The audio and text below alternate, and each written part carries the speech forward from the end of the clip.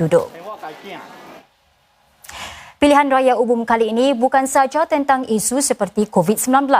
Isu-isu lain seperti kelompok-kelompok denggi dan bahayanya juga patut dipertimbangkan. Demikian mesej Ketua Parti Rakyat Singapura SPP Steve Chia pada hari terakhir berkempen. Sementara itu, calon SPP Melvin Chew pula berkata pihak partinya berpuas hati dengan kempen mereka dan tidak kesal sama sekali. Rakan sepasukannya, Encik Osman Sulaiman pula memberi jaminan kepada para pengundi undi mereka adalah rahsia dan tidak ada apa-apa yang pernah berlaku kepada mereka yang mengundi pembangkang. Liputan hari terakhir berkempen diteruskan nanti. Mengenai COVID-19 pula, Presiden Brazil antara pesakit barunya. Laporannya sebentar lagi.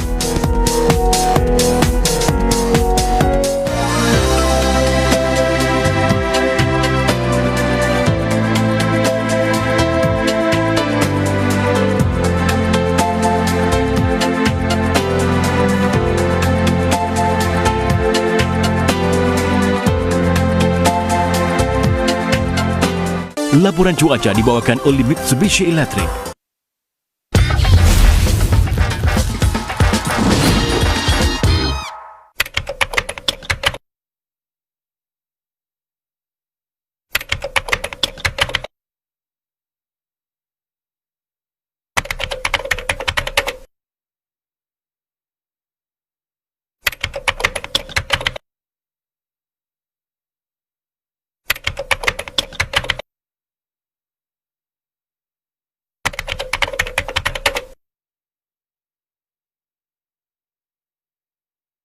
This week on Kin. When you look at Khalid, what do you feel? Myself. I'm damaged. And because of me, my son's damaged too. Thank you for taking me to Nikki's birthday party. You're welcome. Kin, Mondays to Thursdays on 5.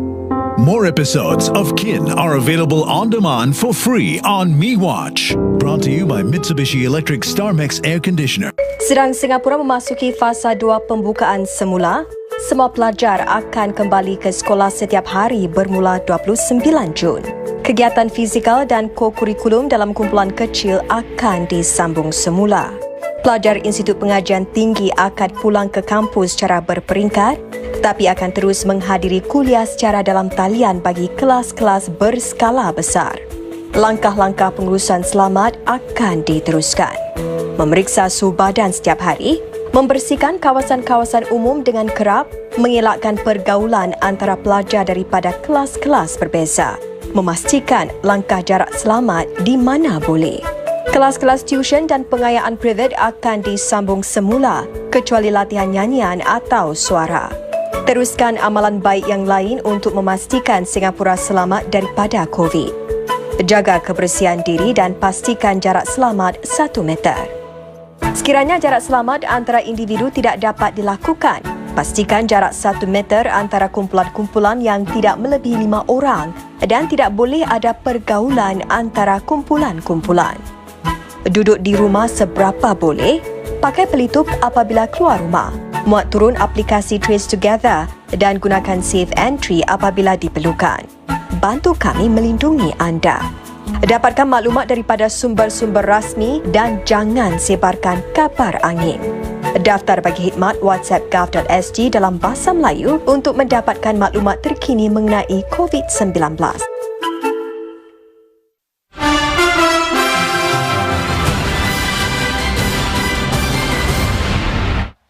Terima kasih kerana setia bersama kami. 5 siaran politik kawasan undi yang terakhir bagi pilihan raya umum disiarkan malam ini bermula 7 malam di pelbagai wadah Mediacorp.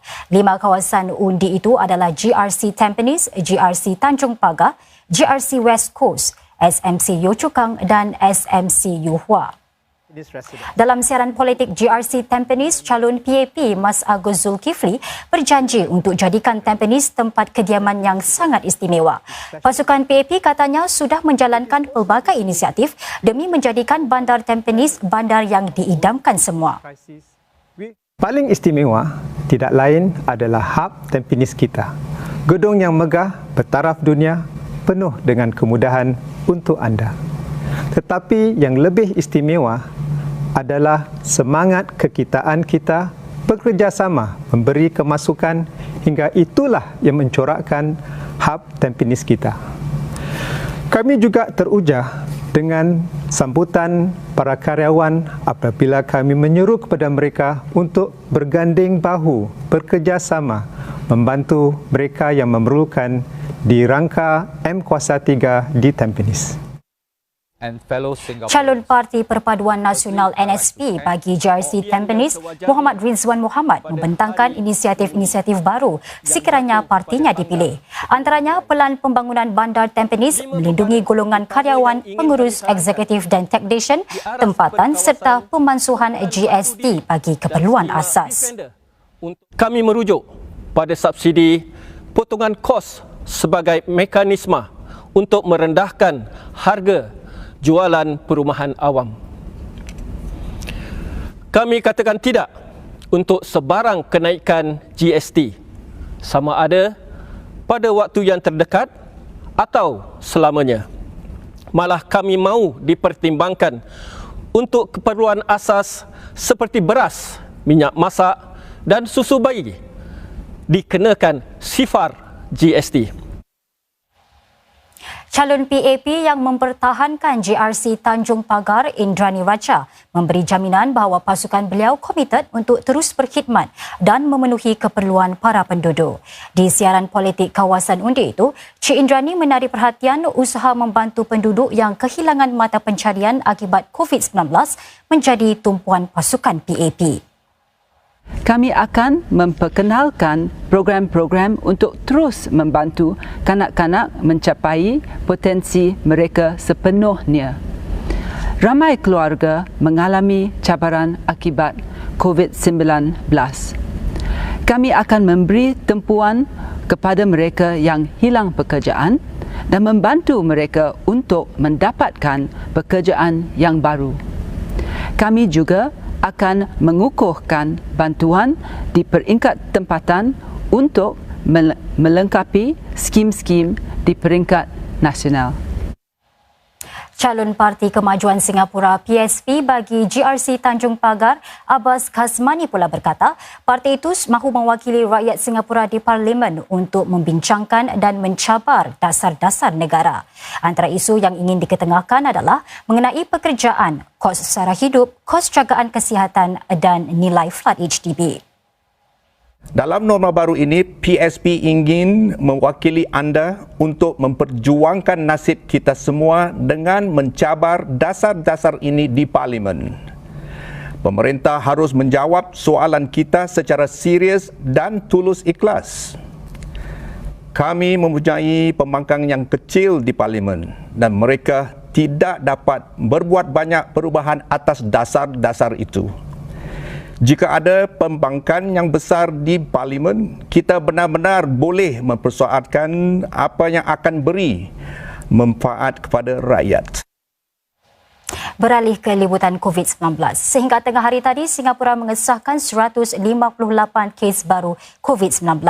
Menurut laporan awal Kementerian Kesihatan MOH, ada 9 kes jangkitan dalam masyarakat. Ada juga 3 kes import dan kesemua mereka telah dikenakan notis jangan keluar rumah atau SHN setibanya di Singapura. Sebahagian besar kes baru masih melibatkan para pemegang permit kerja yang tinggal di dormitori pekerja asing. Butiran lanjut akan didedahkan pada lewat malam ini. Australia mungkin melambatkan kepulangan rakyatnya dari luar negara bagi membendung penularan virus COVID-19. Australia sedang berusaha mengawal penularan baru virus tersebut di Victoria, terutama sekali bandar utama wilayah itu, Melbourne. Sempadan antara Victoria dengan wilayah New South Wales ditutup yang pertama dalam masa 1 kurun. Selain itu, hampir 5 juta penduduk Melbourne dilarang semula keluar rumah kecuali bagi urusan penting. Di Brazil, Presiden negara itu Jair Bolsonaro disahkan positif COVID-19.